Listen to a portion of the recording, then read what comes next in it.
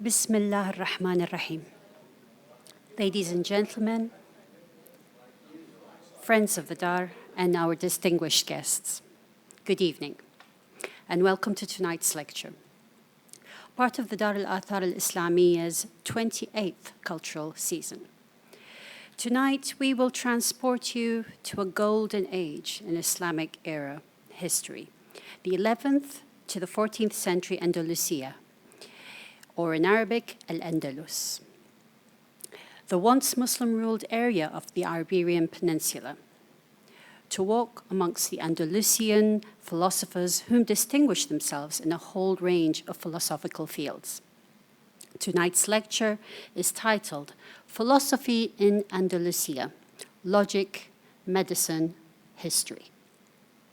Here to transport us to this golden age, we welcome Dr.Ali Benmakhlouf. Dr.Ali Benmakhlouf's philosophical research has focused on three areas: the philosophy of medical science, the philosophy of logic, and the forgotten legacies of the classical Arab philosophy and its link to early modernism. Aimed with this research, Dr. Benmakhlouf will focus on three philosophical fields in tonight's lecture: logic, medicine, and history. Dr. Benmakhlouf will show us how philosophers like Ibn Rashid, Ibn Tufayl, and Ibn Khaldun played a part in the making of a first Renaissance, a Renaissance that preceded the one that has been known to us as the Renaissance. Dr. Ali Benmakhlouf is a professor at the University Mohammed VI Polytechnic, director of the African Studies Center, and an honorary member of the Institut Université de France. He is also a member of the Société Française de Philosophie, the International Institute of Philosophy, and a permanent member of the Académie Nationale Academy of Pharmacy. Let us now embark on this journey with Dr. Benmakhlouf to the 11th and 14th century Andalusia, leaving our ringing devices behind us to enjoy the ramblings of our distinguished philosophers tonight, which is a gentle reminder to turn off our ringers just for a little while. Please join me in welcoming our speaker for tonight's lecture, Dr. Ali Benmakhlouf. Your Excellency, dear colleagues, dear honorable audience, I'm very happy to be with you today in Kuwait City and to give this lecture about one of the topics I'm involved in. Philosophy in Andalusia, about logic, medicine, and history. Let me have two remarks for the beginning. The first remark is that the Middle Ages is a concept used to refer to the end of the Roman Empire, linking antiquity to the Renaissance. Neither China, India, nor the Arab Muslim world fit into the imposed framework known as the Middle Ages. I will therefore refer to the classical Andalusian period from the 11th to the 14th century. I prefer the term classical than Middle Ages. Second remark, Andalusian philosophy is distinguished by two models, the medical one and the logical one, with its unexpected historical openness, as we will see. These two models are unified by the trust in the practice of the intellect, al-Aql, and in the effort to make this exercise a way of life. First, knowledge as an encounter. In the philosophical tale Hay ibn Yaqdhan by Ibn Tufayl, we find the precious mention that the speculative sciences, al-ulum al-nadhariyah, metaphysics, logic, physics, psychology, reached Andalusia late, and that Ibn Bajjah was the first to develop them. This suggests that the intellectual place of philosophy in the 12th century was still to be conquered. It was often derived from other practices, essentially medicine and jurisprudence.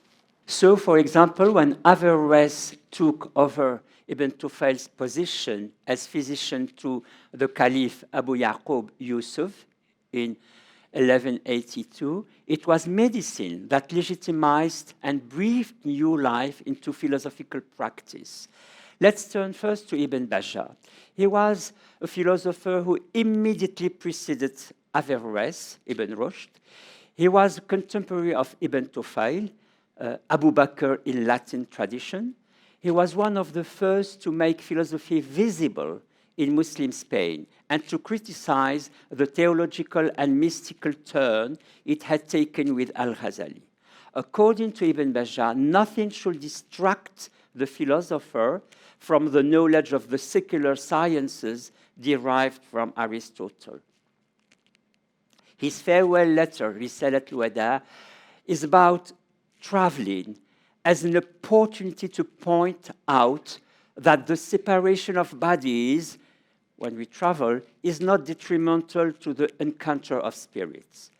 On the contrary, something about the presence of bodies distracts us and makes us neglect the spirit. This letter presents intellectual knowledge as man's proper purpose. As with Ibn Tufail and Averroes, Ibn Bajjah cites Quranic passages and hadiths which are put into perspective in relation to the Aristotelian and Platonic themes of light. According to him, there are different types of encounter. We can either meet someone by chance without any intention or request, but it can also happen that there is an intention and a movement towards someone. And this can be either for pleasure that we share with animals or for the benefit of one of the two people meeting. In this case, it's termed the desired encounter. Then gradually, other encounters take their place in a scale of values where the intellectual encounter is at the top. This is the encounter for learning, an encounter with a view to receiving or giving science the noblest of encounters. I will quote the passage in Arabic. I will read it for you. واللقاء فعل إنساني فقد يكون بالعرض مثل أن يلقى زيد عمرا في الطريق لم يكن اعتمده وليس ذلك هو المطلوب وإما أن يكون اعتمده وتحرك إليه فمنهما الغاية منه الالتداد به وهو لقاء بهيمي لأن البهائم تشترك في ذلك ومن الالتقاء لجر المنفعة لأحد المتلاقين وهو اللقاء الشوقي ومنه اللقاء للتعاون على المنافع وهو اللقاء المدني الإنساني ومنه اللقاء للتعليم والتعلم وهو اللقاء العقلي النظري يكون هذا اللقاء وهو أصناف كما العلم النظري أصناف واللقاء الإلهي هو اللقاء لاقتداء هذا الفن من العلم أو إعطائه وهو أشرف أصناف الالتقاء فأنزل هذه المنزلة من العلم تلقى فيها الأسلاف وهم and then he quotes a Quran قد رضي الله عنهم ورضوا عنه وذلك هو الفوز العظيم.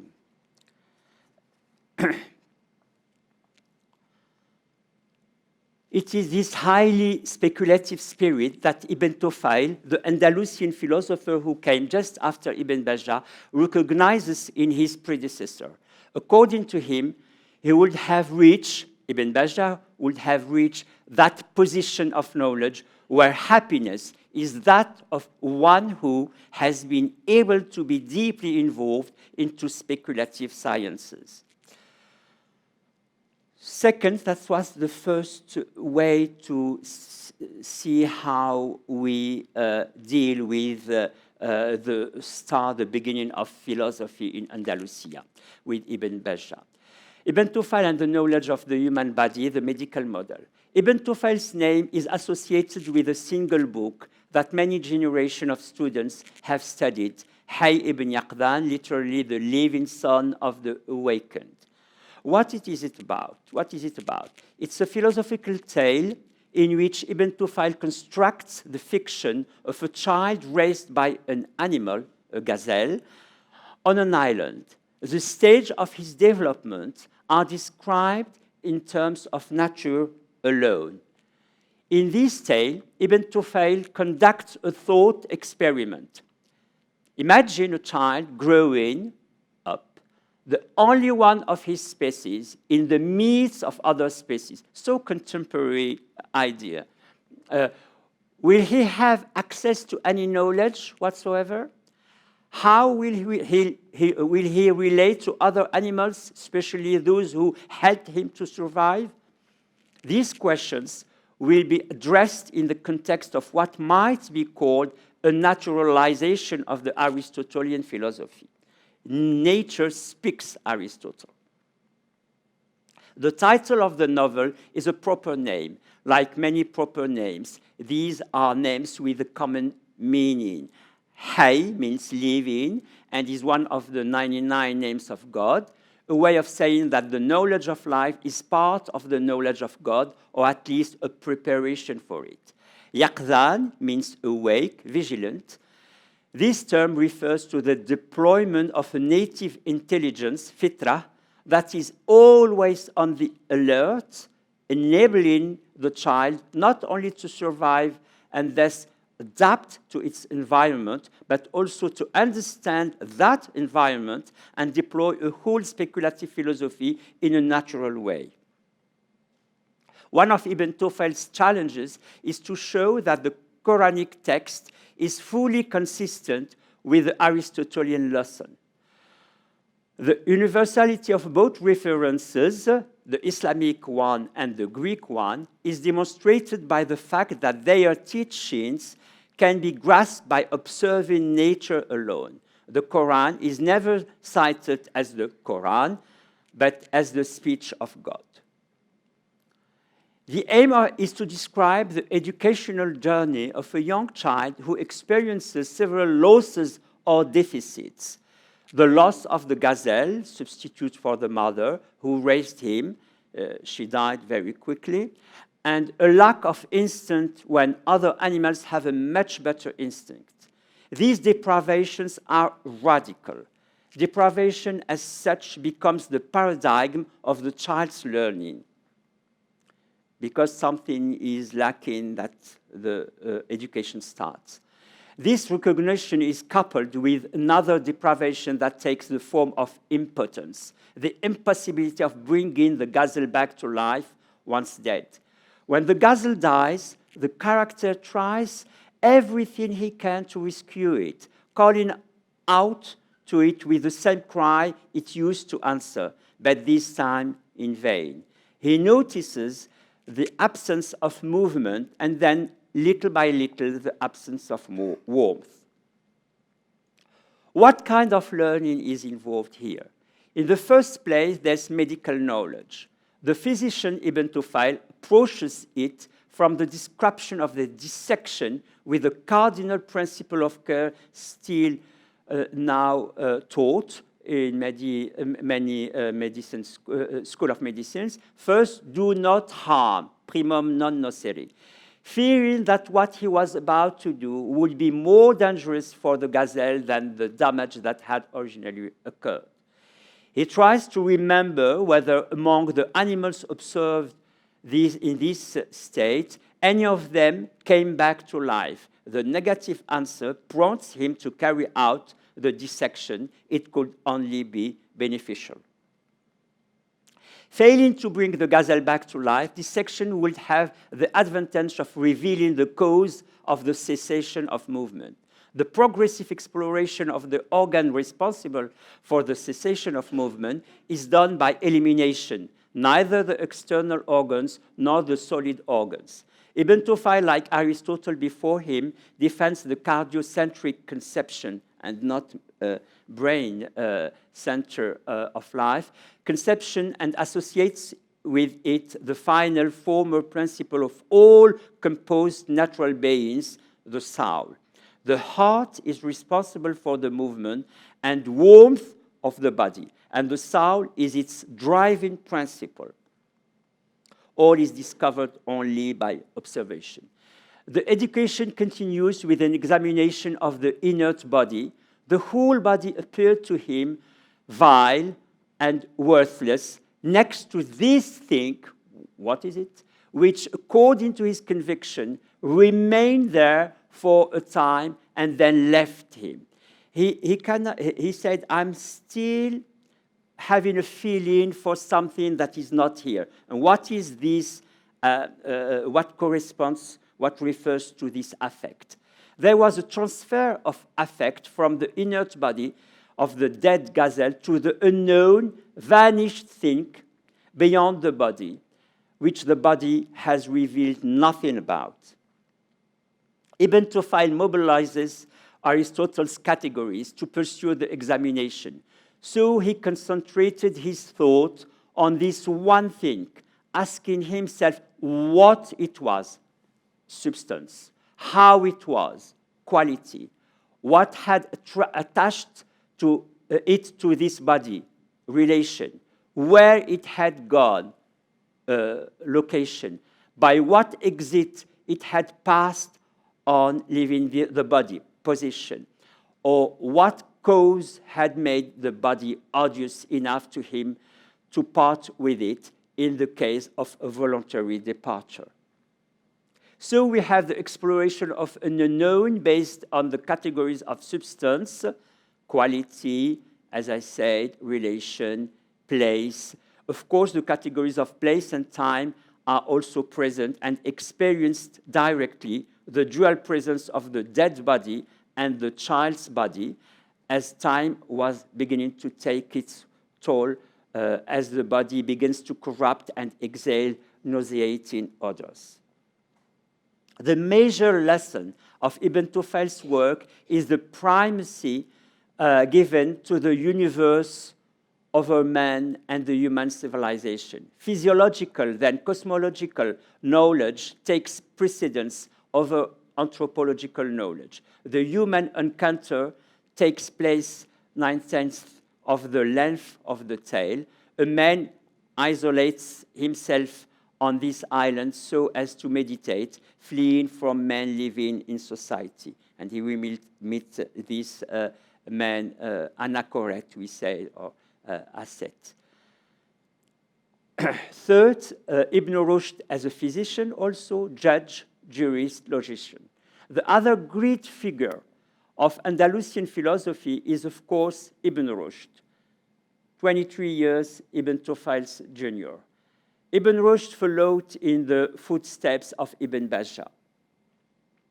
At an indeterminate period between 1153 and 1169, Ibn Rushd wrote Al-Kulliyat fi Tib, a book of generalities in medicine, comprising several divisions, including one on anatomy, another on health, still others on disease, signs and symptoms, medication and food, preservation of health and healing. According to him, the aim of medicine is to preserve health and cure disease as a result of something that has happened to the body. Ibn Rushd's medical practice enjoyed a certain popularity as witnessed by Ibn Farhun. His fatwa in medicine were prized like his fatwa in fiqh. In his book Al-Kulliyat fi Tib, for example, he stresses that reading his medical writings requires a knowledge of logic and the natural sciences. For him, logic is an instrument that can guide learning in both the practical and theoretical sciences. He inherited his medical knowledge from Galen and from Aristotle, all particular knowledge ranging from logic to metaphysics, psychology, and physiology. Ibn Rushd promoted this secular knowledge for the people of his time, Ahl Zamanina. He tested its validity and brought it into line with scriptural knowledge derived from the sacred texts. Medicine, and now it's very important, it refers to what I said in my second remark. Medicine is not only a practice, but also a paradigm of knowledge. Ibn Rushd uses the example of medicine to show that it is the validity, ما هو صحيح, not the origin of knowledge that counts. That's very important. The knowledge of the ancients, al-Qudama, is not valued because it comes from the Greeks, no, but because it can be reached by reasons and demonstrations, al-Hujaj wal-Barahin. The example given by Ibn Rushd is both an example of Muslim ritual and medical knowledge. The context of the argument is as follows. Arguing in favor of the study of theoretical syllogism, al-Qiyas al-Aqli, that which enables the acquisition of knowledge, Ibn Rushd points out that this tool, syllogism, reasoning, has already been studied by the ancient, the Greeks. We must therefore turn to them for this study. I would like to read it in Arabic now. وإن كان غيرنا قد فحص عن ذلك فبين أنه يجب علينا أن نستعين على ما نحن بسبيله بما قاله من تقدمنا في ذلك وسواء كان ذلك الغير مشاركا لنا أو غير مشارك في الملة فإن الآلة التي تصح بها التذكية ليس يعتبر في صحة التذكية بها كونها آلة لمشارك لنا في الملة أو غير مشارك إذا كانت فيها شروط الصحة conditions of validity. وأعني بغير المشارك من نظر في هذه الأشياء من القدماء قبل ملة الإسلام وإذا كان الأمر هكذا وكان كل ما يحتاج إليه من النظر في أمر المقاييس العقلية قد فحص عنه القدماء أتم فحص فقد ينبغي أن نضرب بأيدينا إلى كتبهم وننظر فيما قالوه من ذلك فإن كان كله صوابا قبلناه منهم وإن كان فيه ما ليس بصواب نبهنا عنه.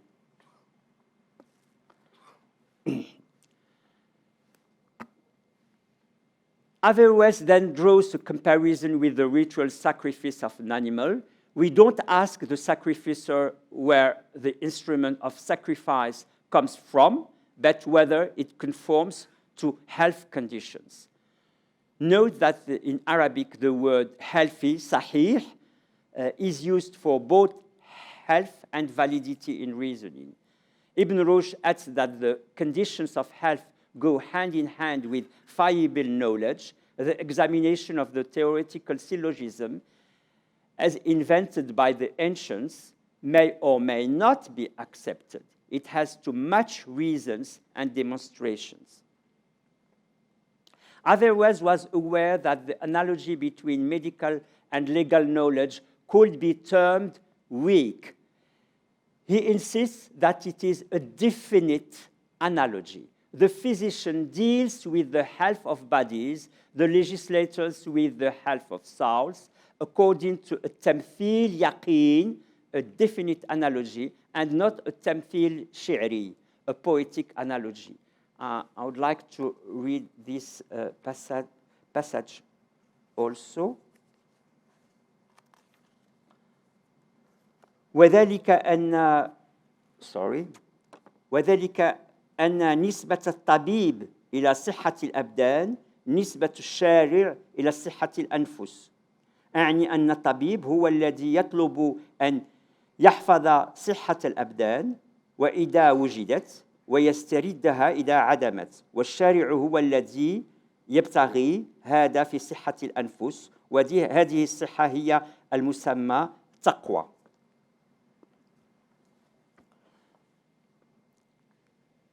In the same way, the physician knows how to preserve health by using a demonstrative method, بالطرق البرهانية, as does the person who accesses the interpretation of the sacred text by using demonstrative method, الراسخون في العلم, people who are involved in sciences.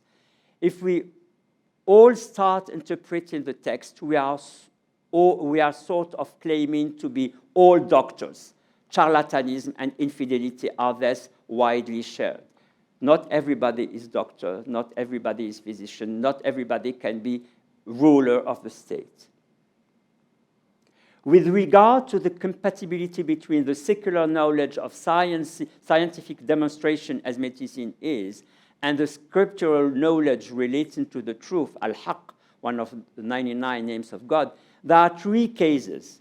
Either nothing is said in the sacred text about an existing thing, and then everything is permitted to engage in a demonstrative about it.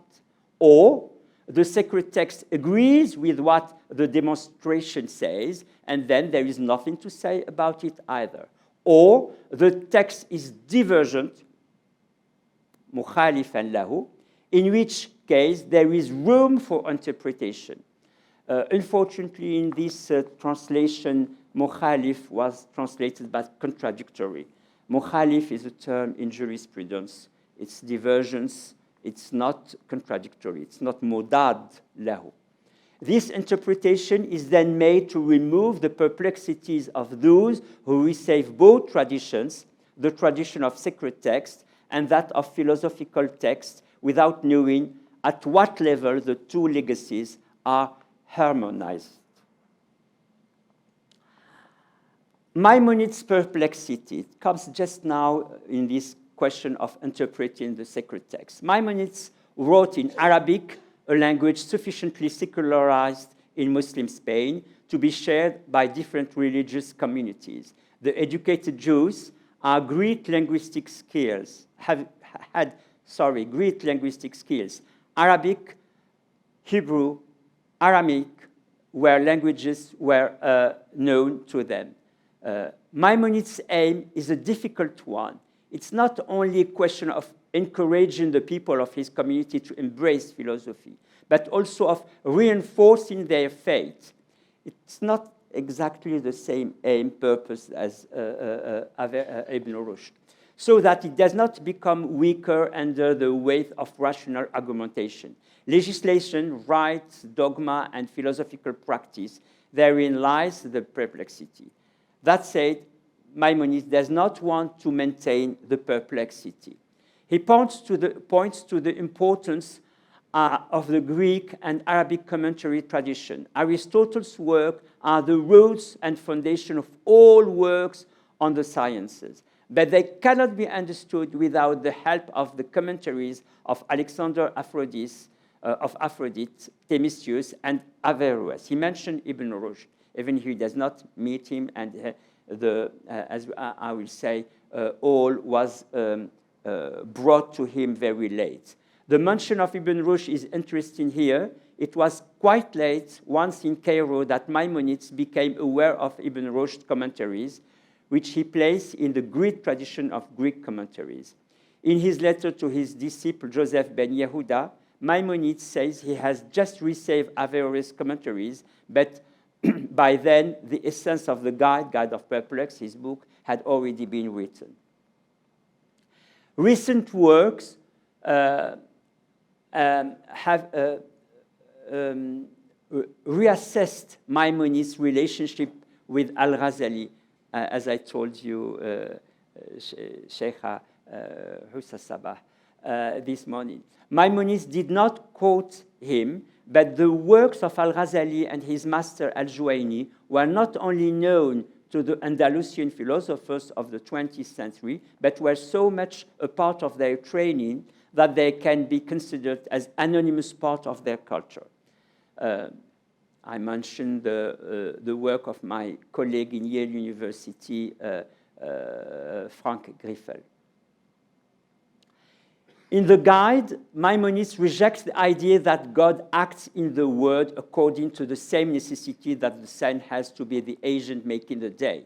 It is absurd to say that the word necessary proceeds from the being of the divinity as an effect proceeds from its cause. And this is completely different from what Al-Ghazali, of what Al-Farabi, Ibn Rushd, Ibn Sina said. They believe in necessary causes in the word, and it was not the case of Maimonides, and it was not the case of Al-Ghazali.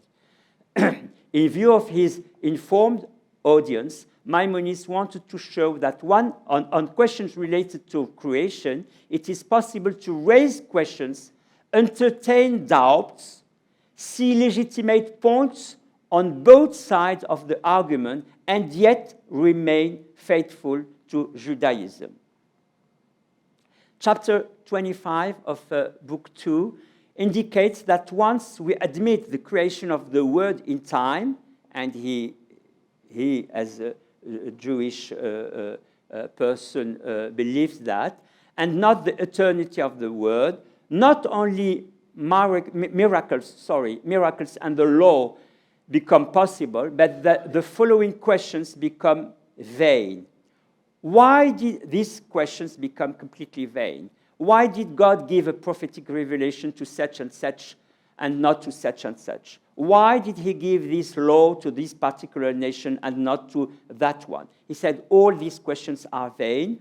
To all these questions, the answer is the same. He willed it this way, and his wisdom required it this way.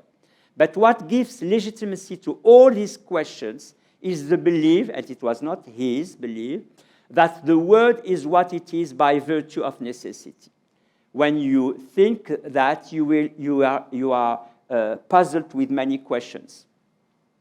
And this is what Maimonides rejects, thereby removing the perplexity that weigh on the believer.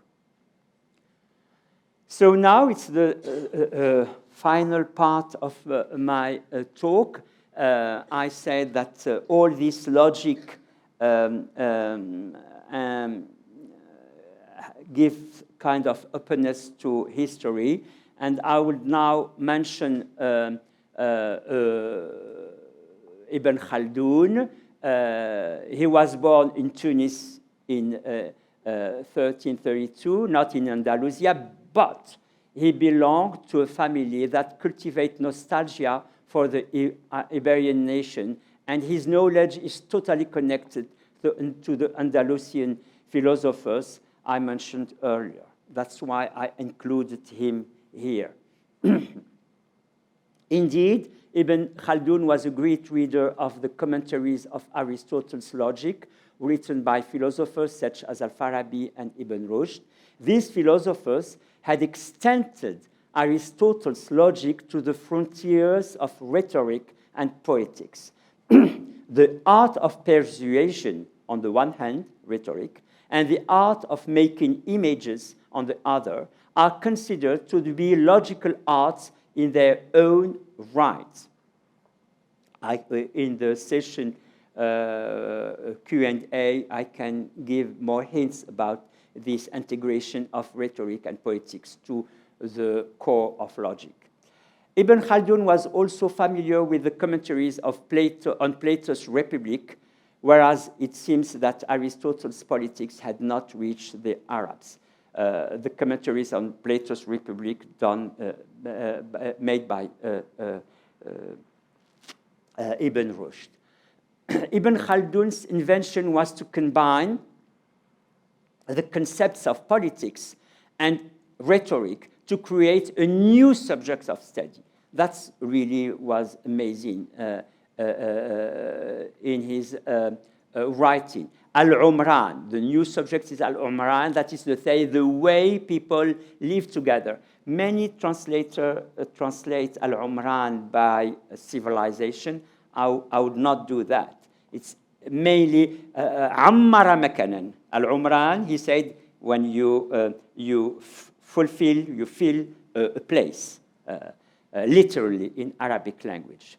He combined the art of persuasion, rhetoric, with the art of mobilizing voluntary actions, politics, al-af'al al-iradiyya. And that was not done before him, to take rhetoric from the art of logic to take politics and to make them together for creating a new subject of study, al-Umran. The theme of life in society is very much present in the Andalusian philosophy, but before Ibn Khaldun, it is dominated by the power of rhetoric and by the indirect means of life in isolation, as we see with Ibn Tufayl, a retreat from which the criticism of corrupt cities is based. It was dominated by the power of rhetoric because rhetoric as persuasion is completely the way to implement in the soul of people science coming from the sacred text and from the legislation. But it was not really more than that, as giving some hints in life in society. In a way, Ibn Khaldun sets in motion this life in society, trying to expose not its essence by its genesis, not the essence which is obstructed or prevented by the ignorance of the crowd, al-Jumhur, but the origin and genealogy of political power in order to understand its sources.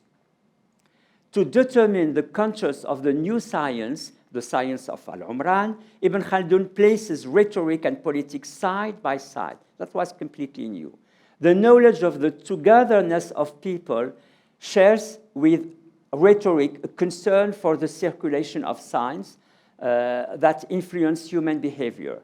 The other art to which al-Umran is closely related, without being confused with, is the art of politics.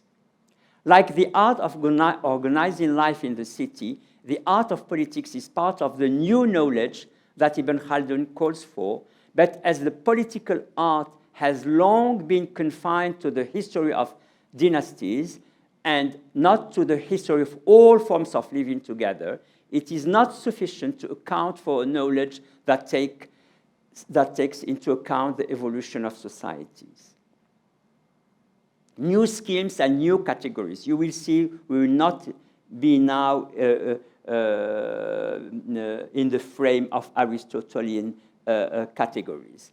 Ibn Khaldun is a great reader of philosophers, and there are many traces of that. He shapes a new list of categories, not only the things that are to be found in a particular place, namely substances, individuals, and that had a priority in the these things had a priority in the Aristotelian logic, but mainly the way they happen, as well as the modalities and the conditions, al-ahwal, which affect them. And that's what's completely new. The passing of time and changes in customs and conditions, al-ahwal, are now the main categories, the most concrete ones. Proper names, for instance, names of kings, are the most abstract category and not considered trustworthy. The main categories change. The condition of the world, he said, and of nations, their customs and sects, does not persist in the same form or in a constant manner. There are differences according to days and periods and changes from one condition to another. This is the case with individuals, times, and cities, and in the same manner, it happens in connection with regions, districts, periods, and dynasties. The passing of times and changes are characteristic of people, nations, dynasties. Permanent duration, al-baqa, is only an attribute of God. History becomes the art of teaching various differences. It is in no way an archive of genealogies of dynasties. It is what the case in the beginning of the Umayyad, if it was the case in the beginning of the Umayyad and Abbasid dynasties, it was for one specific purpose, to give models to children who wanted to know the lives and circumstances of their ancestors, so that they might be able to follow in their steps and to do what they did. genealogies can only be justified in this way, not in themselves. What makes history is group feeling, al-Asabiyyah. Genealogies do not, it's not the same meaning as today, not at all. Genealogies do not ensure prestige and nobility, only Asabiyyah does. Asabiyyah is the way to be close to each other in a society. History refers to events that are peculiar to a particular age or generation. Al-ahwal, modes, conditions, cannot be untrue, but we can say many false things about them. We can affect them by embellishment, artificial distortion, ambiguities. And now here, Ibn Khaldun points out Averroes' error in commenting Aristotle's rhetoric. Abu al-Walid ibn Rushd, he said, erred in this respect. He mentioned prestige in the rhetoric, one of the abridgment of the books of the first science. Prestige, he states, belongs to people who are ancient settled in a town. He did not consider the things we have just mentioned. I should like to know how long residence in a town can help anyone to gain prestige if he does not belong to a group that makes him feared and causes others to obey him. In a way, considers, Ibn Rushd in a way, considers prestige as depending exclusively on the number of forefathers. It is true that Averroes grew up in a generation and a place where people had no experience of a group feeling and were not familiar with the conditions governing it. Therefore, he did not progress beyond his well-known of house and prestige as something depending merely on the number of one's ancestors, and did not refer to the reality of group feeling and its influence among them. We see something completely changing with Ibn Khaldun in this way. In spite of historical facts, Al-Umran has to have the priority. That's very important. History is not about historical facts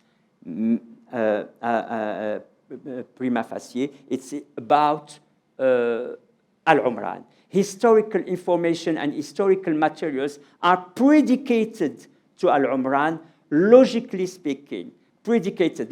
They have not the first part of the science of history. Consequently, Al-Umran is primary, substantial, and concrete. It is not a question of true or not true. It exists, togetherness of people. Information, second step, is more abstract and is related to Al-Umran and to some extent derived from it. So we can have true or false information. You cannot have true or false Umran. Al-Umran is the togetherness. There is nothing about true or false in togetherness to be in some place. That's why Al-Umran has the first place. Al-Umran becomes a primary category. Logically speaking, grammatical categories such as al-mubtada wal-khabar, everyone in Arabic language knows that al-mubtada wal-khabar, what mubtada al-khabar is, subject and predicate, attribute, are reused in a historical manner. When Franz Rosenthal translated in English those expressions as early and subsequent history, he loses their grammatical content. If we maintain this lexicon, I mean the grammatical one, al-mubtada wal-khabar, the meaning is then, Ibn Khaldun is presenting a book that deals with al-Umran as substantial subjects, al-mubtada, and historical facts or material as subsequent al-khabar. And in Arabic, the word al-khabar means attributes and means information in the same word. So his book is Kitab al-Ibar wa Diwan al-Mubtada wal-Khabar fi Ayyam al-Arab wal-Ajam wal-Barbar wa man asharahum min dawi al-Sultan al-Akbar. Al-Mubtada wal-Khabar. Al-Mubtada, al-Umran, al-Khabar, information, facts, historical facts. In very much the same way, Ibn Khaldun also uses the purely logical term of al-Mawdu', subject, and mahmul for predicate. I emphasize this logical and grammatical sense to show how Al-Umran is prior and primary and has primacy, whereas material facts are only derived. That's why we can have fake news, we can have false about proposition referring to facts. Al-Umran cannot be untrue as historical facts could be. Human science society, al-Ijtima' al-Bashari, he said, Al-Umran and its essential modes, al-Ahwal, have an ontological basis. They are not true or false. Information can be true or false. Al-Umran is the subject, al-Mawdu' of this science. Untruth naturally afflicts historical information. The word Al-Umran means only the togetherness of people in some place and the way they try to preserve their life. And they preserve it by laws, civil laws. If, as we explained, Al-Umran is prior, primary, and necessary, daruri, al-Ijtima' al-Bashari, daruri, he said, necessary, it cannot be equated to urbanity nor to civilization.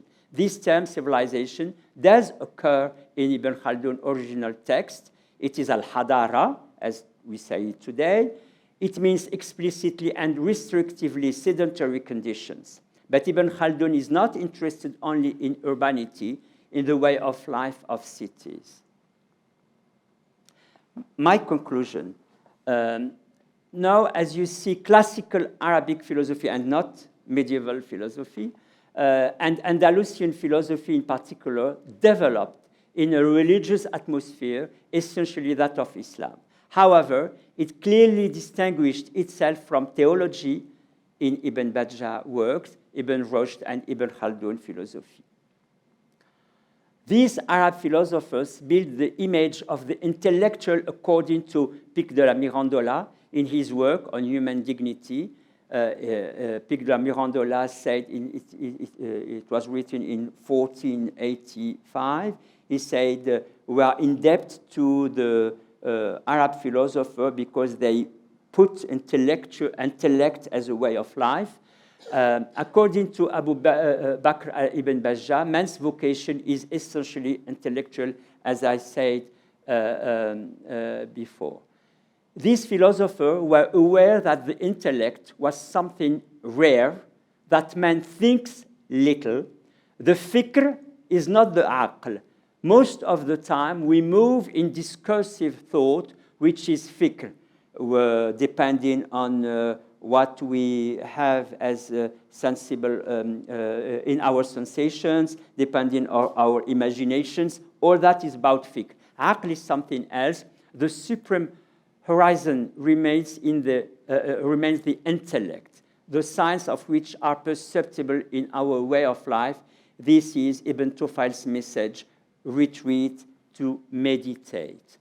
Over time, however, with the shock of living Andalusia, philosophers such as Ibn Khaldun placed the stakes relating to the intellect in the context of socially shared thought within the framework of what holds a population together.